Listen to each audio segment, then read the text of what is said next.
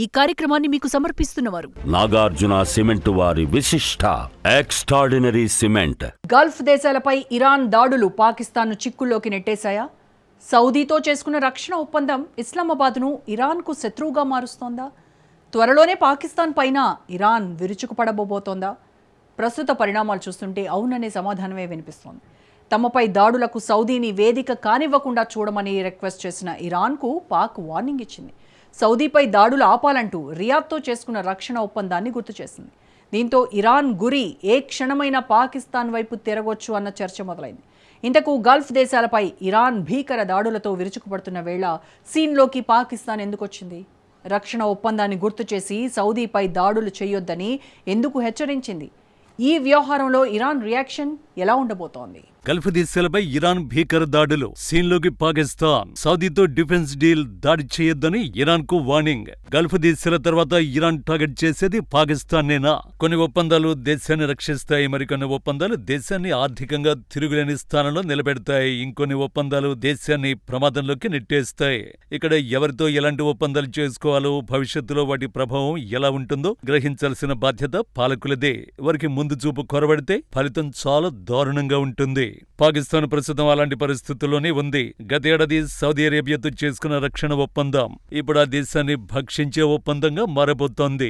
ఏమాత్రం తేడా వచ్చినా ఏ ఇస్లామిక్ ప్రపంచానికైతే బిగ్ బాస్ గా వ్యవహరించాలని కలలు కన్నారో ఆ ఇస్లామిక్ ప్రపంచమే పాకిస్తాన్ అంతం చేసే దిశగా మారబోతోంది. గల్ఫ్ దేశాలపై ఇరాన్ భీకర దాడుల రూపంలో ఆ సమయం రానే వచ్చినట్టు కనిపిస్తోంది. हम सऊदी अरेबिया के साथ एक स्ट्रेटेजिक म्यूचुअल डिफेंस एग्रीमेंट कर चुके हैं. सारी दुनिया को उसका पता है. It's a sovereign agreement. We are bound by that. मैंने उसको मद्देनजर रखते हुए सऊदी अरेबिया से फौरी सेंसिटाइज किया अपने भाइयों को जो लीडरशिप में है ईरान में कि please keep that in mind. उन्होंने कुछ अश्योरेंसेस मांगी. मुझे कहा कि इनको कहे कि इनका सॉइल पे यूज नहीं होना चाहिए. मैंने अश्योरेंसेस लेके दी. यू कैन सी कि मैं वर्चुअली वहां प्रेशर रूम लगा के बैठा हुआ 48 घंटे के अंदर जो कुछ वहां हो रहा था उसको छोड़ा नहीं जा सकता था कि मैं संडे को आके फिर करूं. तो अल्हम्दुलिल्लाह आपने देखा कि गालबन जो मिनिमम इस वक्त जो आपस में कुछ रिएक्शन है वो सऊदी अरेबिया और ओमान के खिलाफ नहीं हुआ. बाकी जॉर्डन है, कुवैत है, यूएई है, कतर है, बहरीन है, वो सब पे यानी एक्टिविटी है. बट एज ए सेड कि वो सॉवरेन मुल्क है, वो हम उसको बाउंड तो नहीं कर सकते. लेकिन आई एम ग्रेटफुल कि मेरी बात को उन्होंने समझा और उसके मुताबिक उन्होंने जो कुछ अश्योरेंस मांगी वो हमने लेके दी. పాకిస్తాన్ పార్లమెంటులో ఆ దేశ డిప్యూటీ పీఎం విదేశాంగ మంత్రి చేసిన వ్యాఖ్యలు ఇవే.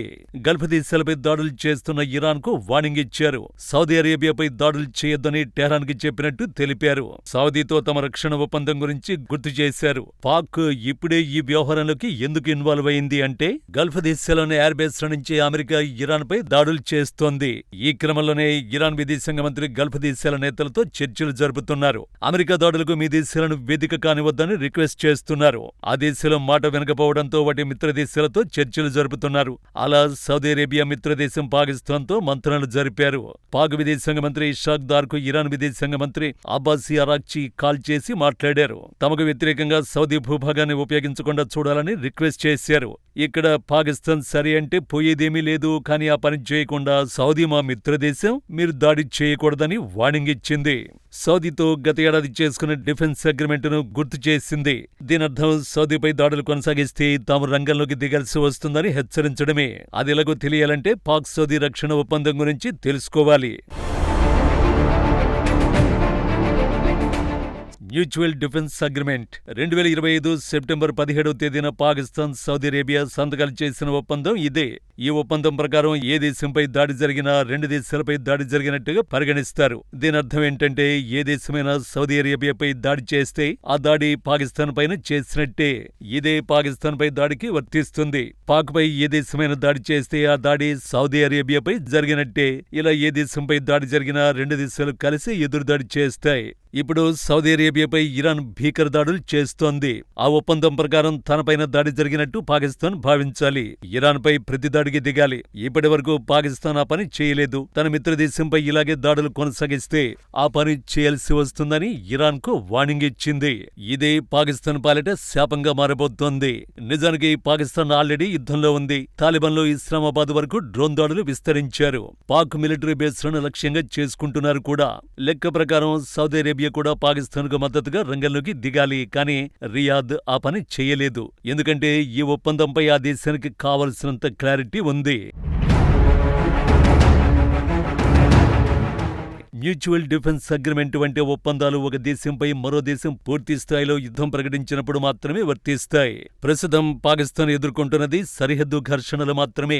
తాలిబాన్లు ఒక దేశంగా కాకుండా ఒక తీవ్రవాద గ్రూపుగా దాడులు చేస్తున్నారని, ఇది పాకిస్తాన్ అంతర్గత భద్రతా సమస్య అని సౌదీ భావిస్తోంది. సౌదీ తన సైన్యాన్ని పంపడం కంటే చర్చల ద్వారా సమస్యను పరిష్కరించడానికి ప్రయత్నిస్తోంది. ఇరాన్ దాడుల విషయంలో పాకిస్తాన్ చేయాల్సింది కూడా ఇదే. ఇక్కడ యుద్ధం ఇరాన్ సౌదీ అరేబియా మధ్య కాదు, అమెరికా ఇరాన్ మధ్య. ఇరాన్ దాడి చేస్తోంది సౌదీలోని అమెరికా మిలిటరీ స్థావరాలపైన తప్ప సౌదీ పైన కాదు. కాబట్టి ఈ ఘర్షణలు తలదూర్చడానికి ప్రయత్నించడం లేనిపోని వివాదాలను కొని తెచ్చుకోవడమే అవుతుంది. ఖమేనీ మరణంతో ఏం చేస్తుందో కూడా తెలియని ఇరాన్తో పనిగట్టుకుని కయ్యానికి దిగడమే అవుతుంది. అమెరికాను కూడా లెక్క చేయకుండా గల్ఫ్ దేశాలపై విరుచుకుపడుతున్న ఇరాన్కు పాకిస్తాన్పై దాడి చేయడం పెద్ద విషయమేం కాదు. పైగా సరిహద్దు దేశంపై దాడి చేయడం మరింత ఈజీ అవుతుంది. ఇది తెలిసి కూడా సౌదీకి మద్దతుగా తెంపరి ప్రకటనలు చేయడం పాకిస్తాన్ లీడర్ల తెలివి తక్కువతనానికి నిదర్శనం.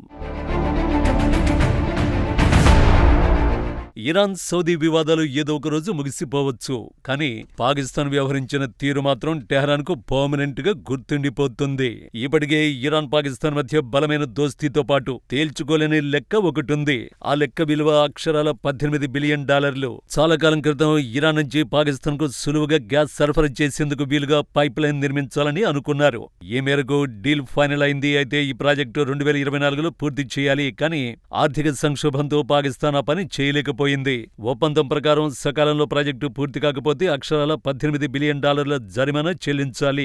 తీవ్ర ఆర్థిక సంక్షోభంలో ఉన్న పాకిస్తాన్ జరిమానా చెల్లించే సిచ్యువేషన్లో లేదు. ఇరాన్ కూడా ఈ విషయంలో ఇప్పటివరకు చూసి చూడనట్టు వ్యవహరించింది. ఈసారి మాత్రం చూస్తూ ఊరుకోదు. తమతో స్నేహం చేస్తూ ఇప్పుడు సౌదీ అరేబియాకి మద్దతుగా మాట్లాడటమే కాకుండా రక్షణ ఒప్పందాన్ని గుర్తు చేసి మరీ బెదిరింపులకు దిగడాన్ని టెహ్రాన్ ఎట్టి పరిస్థితుల్లోనూ క్షమించదు. ఒకవేళ గల్ఫ్ దేశాలపై దాడుల్లో భాగంగా ఇప్పుడే దాడులకు దిగిన పాకిస్తాన్ పరిస్థితి ఘోరంగా మారుతుంది. ఆల్రెడీ తాలిబాన్లు సరిహద్దులు దాటడానికి సిద్ధంగా ఉన్నారు. ఇలాంటి సమయంలో మరో పొరుగు దేశమైన ఇరాన్ దాడులకు దిగితే అది అడ్వాంటేజ్ అవుతుంది. అప్పుడు పాకిస్తాన్ మనుగడే ప్రశ్నార్థకమవుతుంది.